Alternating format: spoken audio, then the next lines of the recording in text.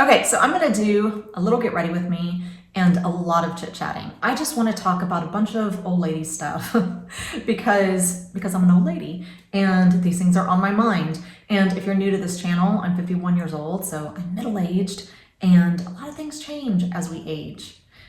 It's kind of funny. I was just thinking about this morning, and I remember one time when I was 17 years old, and there was a show that just came out, and it was called 30 Something. And I know I've told this story before on this channel, but if you're new here, you've never heard it. Still makes me cringe to this day because my dad came in my room and he's like, "Hey Jenny, you want to come watch this show with me?" And I was like, "What's it called?" And he goes, "It's called 30 Something." And I was like, "Why would I?" These are my exact words. I said, "Why would I want to watch a show about a bunch of old people?" And I'm like, "Oh my God!" Like now that I'm 51, anybody in their 30s. Anybody, even if you're 39, it still seems so young to me. In my defense, I was 17 at the time. My dad's only 20 years older, so he was 37. And when you're young, anybody like around your parents' age, you just automatically consider old. Well, I did. Anyway, boy, times have changed, and I do not think like that anymore. You know, it's all relative, right? It's definitely relative. So anyway, let's go ahead and jump in. Okay, my face is really blotchy right now because I did a 0.1% retin-A treatment last night, and then this morning I just decided to put on like a 10% glycolic acid toner, and my skin's like, hey, chill out a little bit, and so it's really splotchy. I don't ever mind when that happens because I feel like it really pushes stuff to the surface, and then, you know, the cell turnover increases, and then my dark spots get lighter eventually, but they always turn pink first. So anyway, I'm gonna start with this right here, and this is Pixie. It says On the Glow blush, and it's just a cream blush. And I know you might be thinking, wow, you're gonna do stuff backwards, but I like to do this backwards because I don't like a blush look. I like a kind of glow from within look, and I feel like when I put this on first, and then I put my foundation over it, that's what it ends up looking like. So like I said, I don't like a powdery blush look. So this is what I do.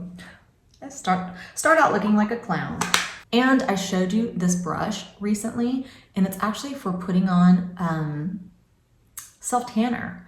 But I saw a girl using it as a foundation brush, and I picked it up, and it's all I've used ever since. Like, I don't even use a foundation brush anymore because this gets the job done so fast, and it's so soft, and I like to just kind of stipple it in, but you can sweep. When you sweep, oh my gosh, you get your foundation done in like a half a second.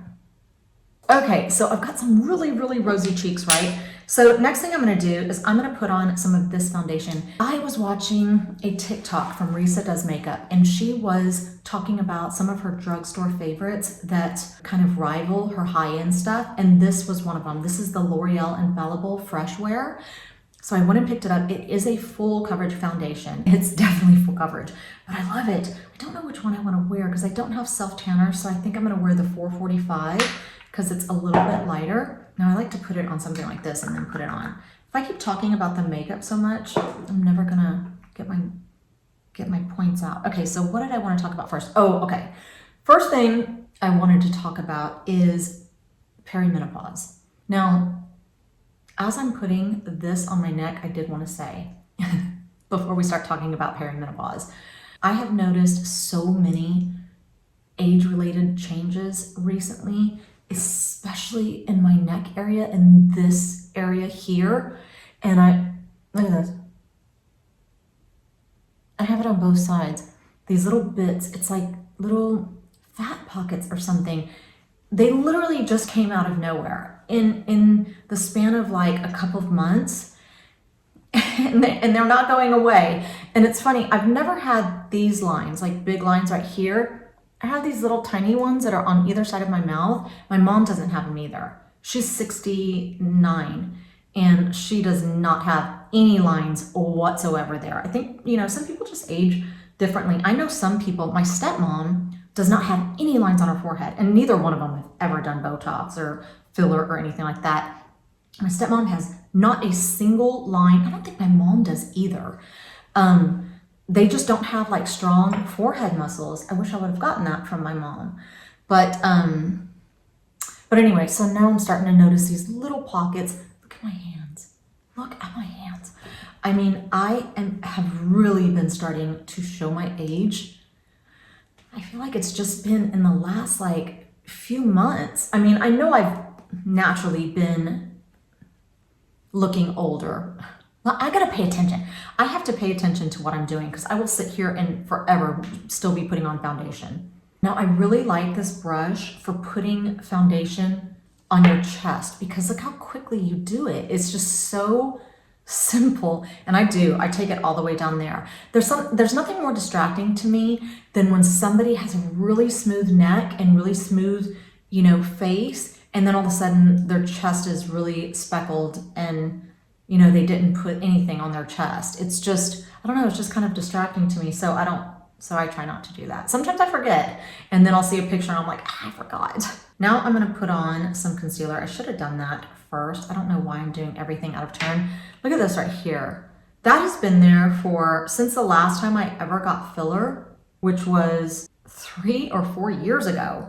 And this whole thing about like filler lasting a lot longer than they once thought, oh my God, it's so true because I've been waiting for that little dollop to absorb, into my body for over, I want to say it's like 3 or 4 years now. And it just hasn't. But it's not always like that. But whenever I'm like around that time of the month, which I am right now, then it does swell because it's hyaluronic acid. So when my body retains water, it'll retain it in places where I've gotten filler. Okay, I don't know why. That is just jumping out at me. Like I can't not see it at all. I feel like I need to put powder on it and then it won't be so obvious. Also talking about my neck, I've noticed like even when I talk, like I feel like I can see it in my neck. I can see like my veins and stuff. I'm just noticing all these things and I'm like, oh my gosh. Okay, so I'm gonna put on a little bit of powder under my eyes, especially right there, because I don't like the way that looks. Now I've got this little setting powder right here, and it's made by a company called One Size, and it reminds me of, I remember e.l.f. made an under eye, what was it called?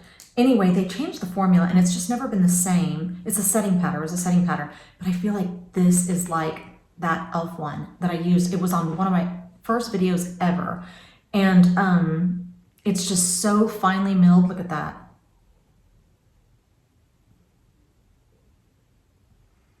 And it's got the best blurring effect.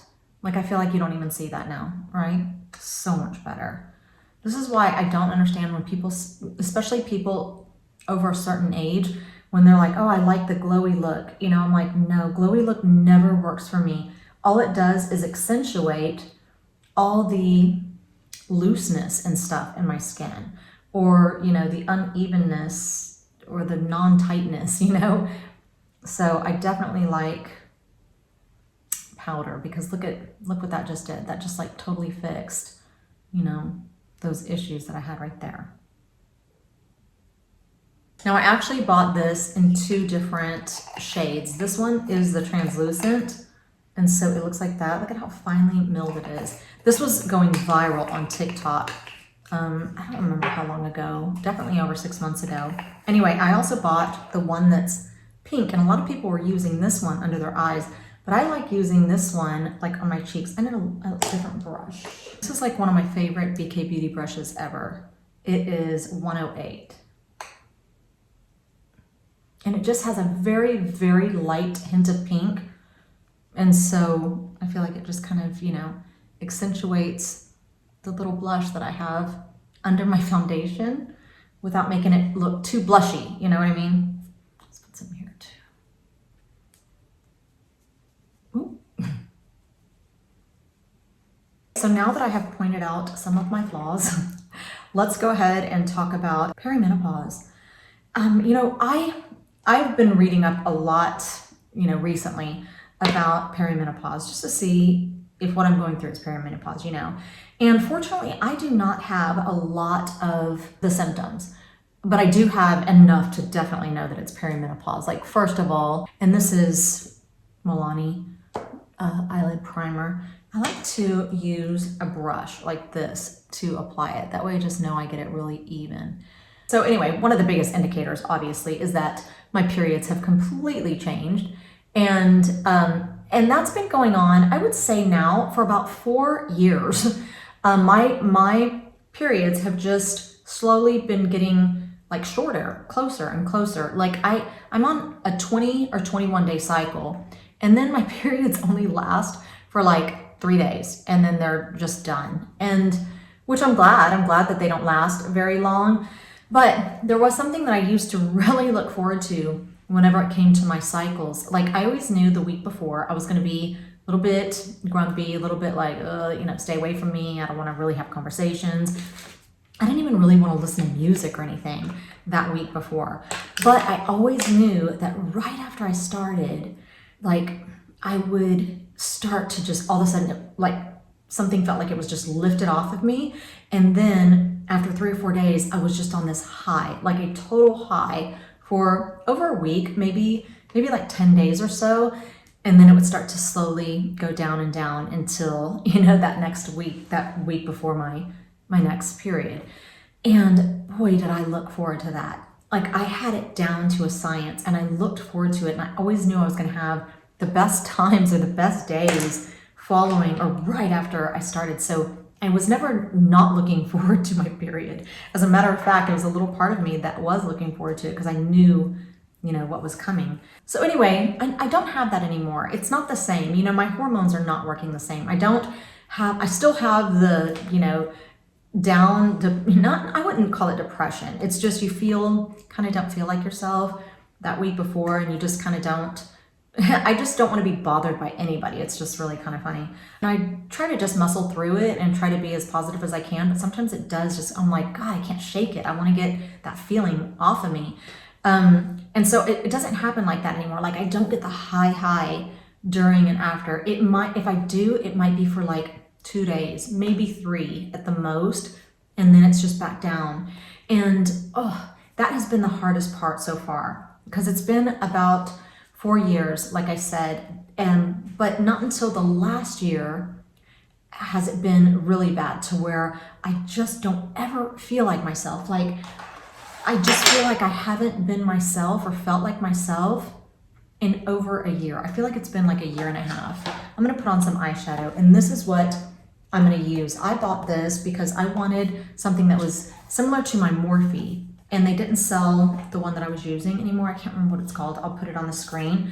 So I bought this one off Amazon, and I love it. It's all that I use. It's the exact same colors as the Morphe. It feels like the exact same formulation. The colors are so intense. The payoff is incredible. So for about 1.5 years now, I just have not felt like myself. And it makes me so sad. It's like, I want me back. I want to feel like there was a time where I loved just doing nothing, listening to music all the time. Now it's like, I don't listen to music as much as I used to. And I used to just be like, I had to listen to it when I was in the shower, when I was driving, when I find myself keeping things quiet more often. Like sometimes I will go run errands and I won't even turn on the radio or anything. I'm just like in my head the whole time. Okay, I don't know which color I'm gonna use, but it doesn't matter. They don't have labels on them, so I'm just gonna put on some eyeshadow.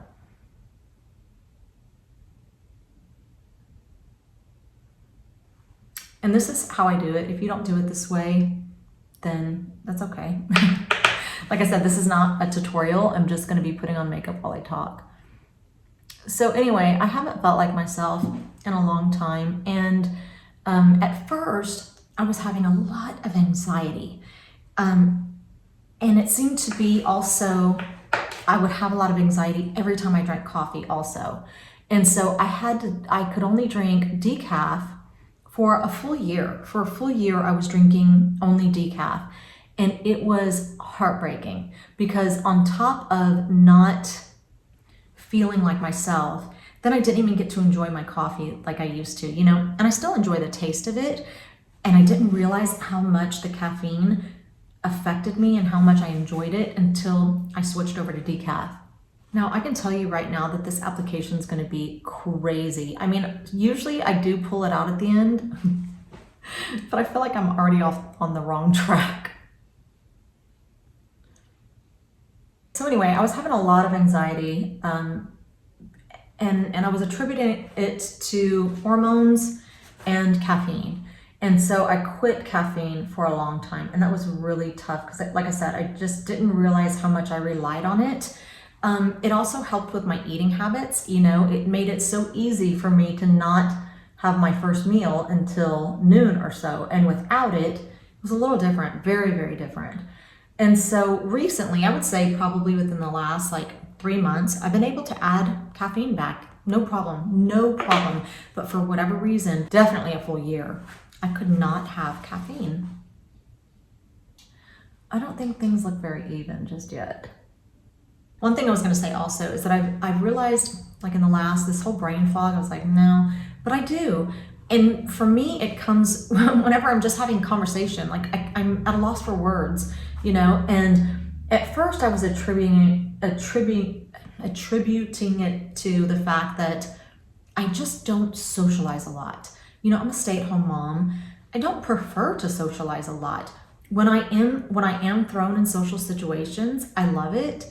And I can be extremely social, but I don't prefer being in social situations all the time. You know, I love my life. I like that it's semi-private. I like that I don't work outside of the house.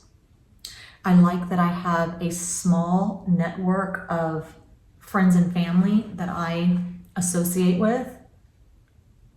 But I've always been that way ever since I was young. I've always just had 2 friends, and they were my best friends. Like when I was in high school and stuff like that, I didn't feel the need to have a bunch of friends. And it was kind of funny because my 2 friends that I had, they had other friends, but I didn't care to be part of the friendships that they had. Do you know what I mean? And so I didn't mind that they had other friends, but, you know, and I'm still great friends with both of them to this day. And I don't know, I know that my friend Melissa, she's kept in touch with a couple of the friends that she had outside of our friendship, and I think Trisha too. But we were like really, really tight. This is just a full coverage foundation that I'm using just to kind of soften those edges. This is how I do it. It makes it so simple, so I don't have to do all the blending and stuff like that, because otherwise I just have everything all over the place. So it just works out for me like this. Anyway, I'm getting sidetracked. What I was saying is that yes, there has been a little bit of brain fog, mainly when it comes to being at a loss for words or being like, wait, what word am I trying to use, you know? And I hate that. I feel like a little part of that also is, I feel like the further you get away from like being in school, and that was decades ago, but whenever I was in school, I was never at a loss for words. Because you're constantly learning, you know, and you're constantly interacting, and you're constantly writing papers and doing all the things that require you to be very familiar with words. I just don't do that much anymore. So anyway, getting back to the perimenopause, I feel like I just haven't felt like myself in about 1.5 years. My energy is really, really low. I still have it some days, but there was a time where I just always felt energetic. Like I used to love to make these little dance reels on Instagram. And now every once in a while I do get that energy and I do feel, you know, that excitement for it. But there was a time where I just couldn't wait to learn the next little dance. And it was just like, oh my gosh, it's so much fun. And now I just don't have that energy as much as I once did. It's not completely gone, but it comes in waves, you know. Another thing, I cannot build muscle like I once did. You know, there was a time I had to do very little to put on muscle. And now it's like I've had to start using weights. There was a time I could do all my workouts without weights. I can't do that anymore. I have to use weights. I have a machine. I actually pulled it out in the living room because it was right here, that I purchased for me and my son because he likes to work out and stuff, so that I could do legs. I could do leg extensions and leg curls. I need to do something with weights. I'm still doing the squats. I'm still doing the donkey kicks and the hydrants and everything for the lower half, but I just cannot keep the tone that I once did. And that is so discouraging, despite my eating habits, because I have really, really good eating habits. And I've just noticed that it's harder to maintain the physique that I personally want for myself now that I'm older. But the thing that's most discouraging about that is that it's been so recent. It just seems like after I turned 50, and this happened to me when I turned 42, it's like a switch was flipped and everything was just sped up. It's just weird. It's so bizarre. And so a lot of people say, have you ever done hormone therapy? No, I haven't. I would definitely consider it. I would give anything a try. I never say never to really anything. There's really nothing that's kind of off limits. I might consider it, I might not. I guess there are some things that are off limits, but I was thinking about like when it comes to the aging process, like surgery and fillers and injectables and stuff like that. I'm like, I would consider it, if I thought it would help. Because it's definitely difficult to accept the changes, the physical changes that go along with aging. And it's weird how nobody cares if you are trying to turn back the time or reverse things or slow things down when it comes to any other part of the aging process, like your hormones, your joints, your teeth, your bones, your energy. Nobody cares. The second you want to do that with your face, oh my God, you're a narcissist, you're just trying to look younger and da-da-da-da. But if it's anything else, nobody has a problem with it. And the way that I think about it is like, whenever you have a brand new car, you love the way that it looks. You love the way that it drives. You're almost afraid to drive it, because you don't want to ruin anything. You clean it all the time. You try to, keep it in good condition. And slowly, as you have it longer and longer, you might get a ding, on the side, or you might crack your window, or the suspension that keeps the visor up might get weak and it might hang down. And, you want to fix those things as they happen because you loved the condition that your car was once in. That's how I feel about aging. Like there was a time where I loved the way that I looked and felt. And I feel like I'm always trying to get back to that. It's not necessarily that I'm wanting to be younger. Do I want to look younger? Why wouldn't I? Why wouldn't anybody? Well, I feel like people are so afraid to admit that they want to look younger. I loved the way that I looked when I was younger. And yes, I would like to look younger. I don't want to be younger because if I were younger, I might not have all the things that I do now, which is my kids and my husband, my family, the things that are most important.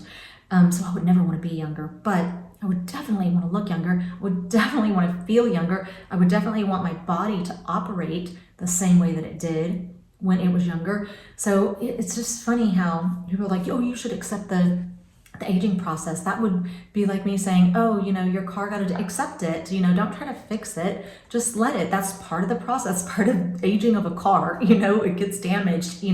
Nobody would ever say that about anything else. And so whenever it comes to physical aging or, coloring your hair or putting on makeup to camouflage the aging process, getting fillers to put volume back where you once had it. I don't think there's anything wrong with that. Some people do. And some people get so mad if you participate in stuff like that because they choose not to, Another thing that's really been bothering me about my body is bloating. I feel like I'm always bloated, and it makes me think that I might return to keto because I really was not bloated almost ever when I was on the keto diet. One thing that I am noticing also is that now that I'm not on keto, whenever I eat rice, whenever I eat breads, whenever I eat pastas, I wake up with sore hands, sore joints. And I know there's no doubt in my mind that it's because of those things that I'm eating. It's the one thing that I do want to, I don't know, I just have to do it right because I got too thin on the keto diet. I'm just going to put on some mascara. And this is the CoverGirl Exhibitionist. I like it. That's another thing. This eye has like 6 eyelashes practically. This one nice and full. My hair it's like thicker and fuller and healthier than it's ever been. So I'm not struggling with that, but the eyelashes, oh my gosh.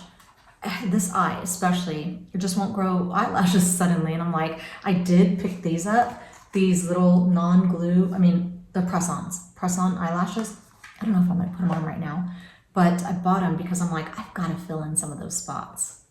But I feel like I'm very fortunate because I have a hot flash maybe gosh, I would say like once every 3 months or something like that.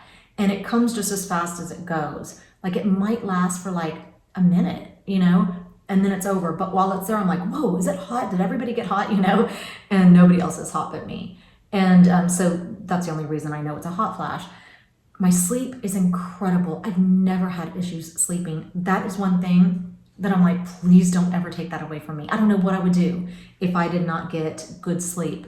My husband struggles with sleep, and he gets so jealous that I can sleep so well, and I can. My sleep is just incredible. But about the bloating, I feel like the only time that I'm not bloated is right after I've had a period.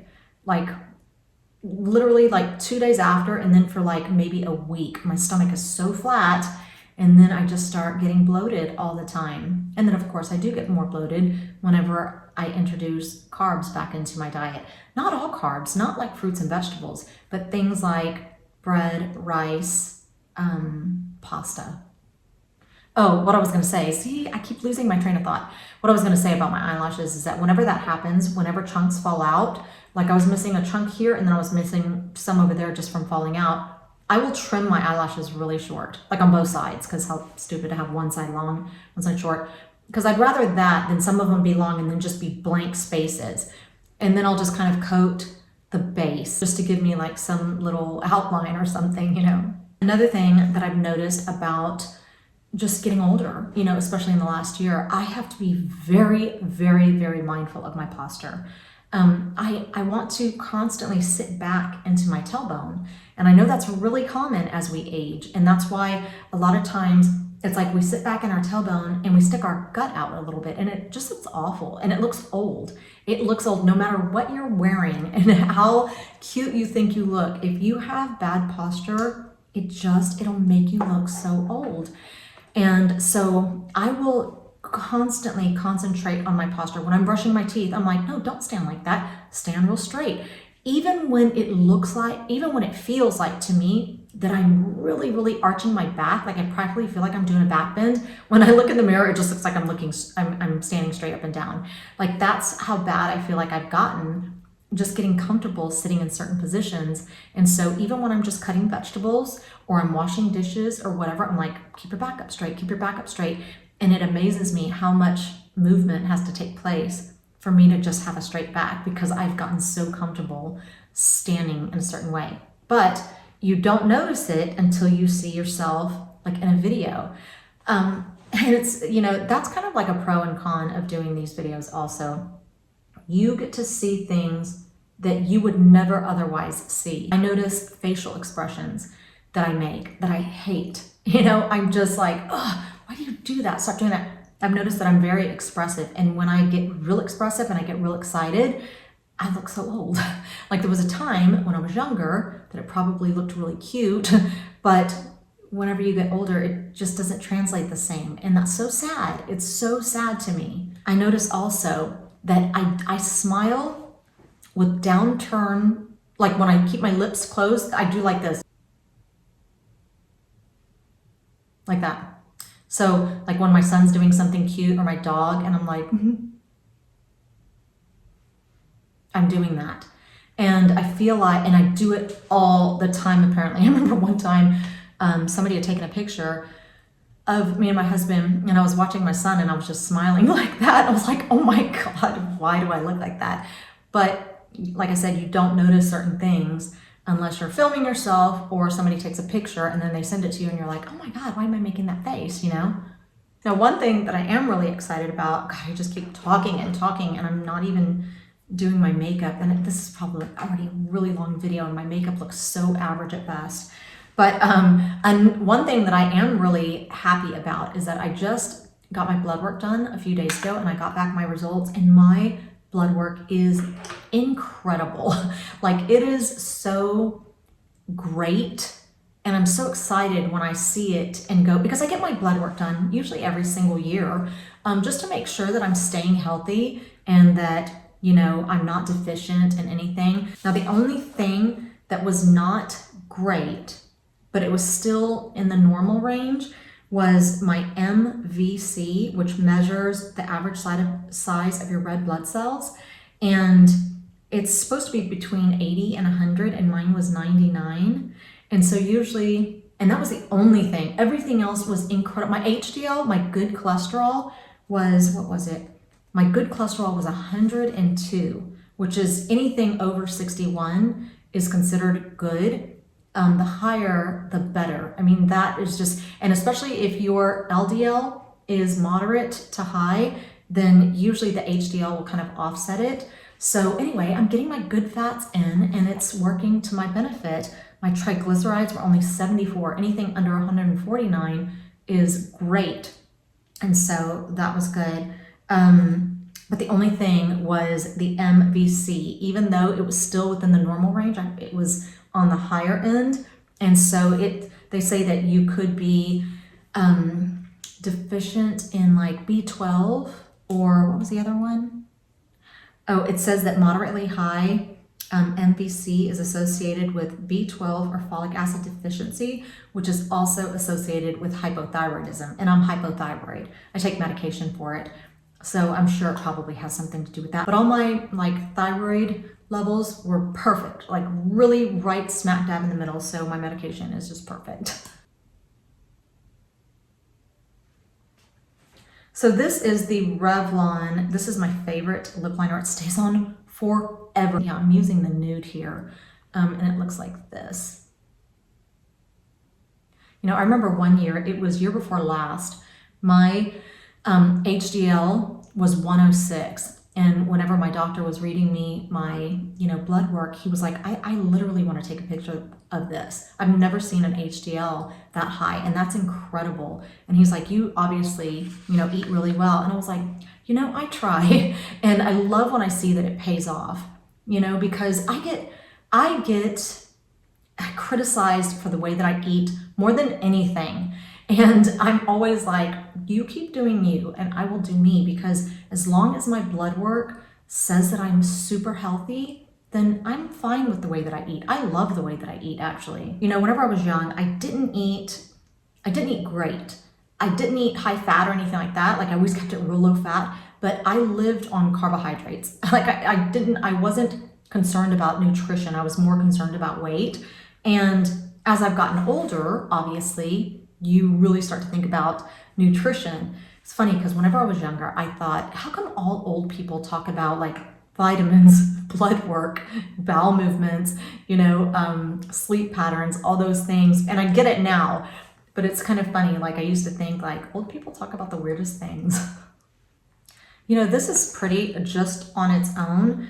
And sometimes I don't typically wear this red of a lip. My lips are naturally so pigmented, and so I really like to lighten them up. I wish that they were like a nude color. I really do. Because my eyebrows are so dark, I don't know, I just don't like really red lips. But I like, okay, this is not gonna really lighten them up a lot, but I love this NYX Butter Gloss. It's really, really glossy.